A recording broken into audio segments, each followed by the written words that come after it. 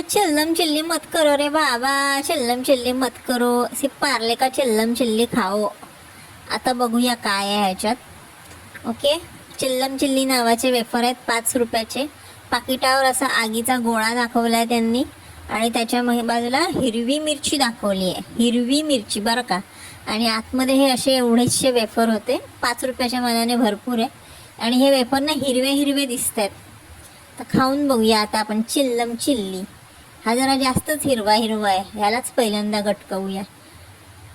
अतिशय ordinary regular असे हे वेफर आहेत, काहीच स्पेशल नाही आहे ह्याच्यात.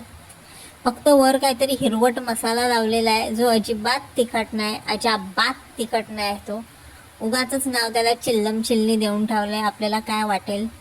वेफर थोडे असे मोठे मोठे आहेत नेहमीच्या पेक्षा, पण बाकी काय वेगळं स्पेशल नाही. नाव स्पेशल आहे, चिला का चिली फ्लेवर्ड, बाकी काही नाही स्पेशल.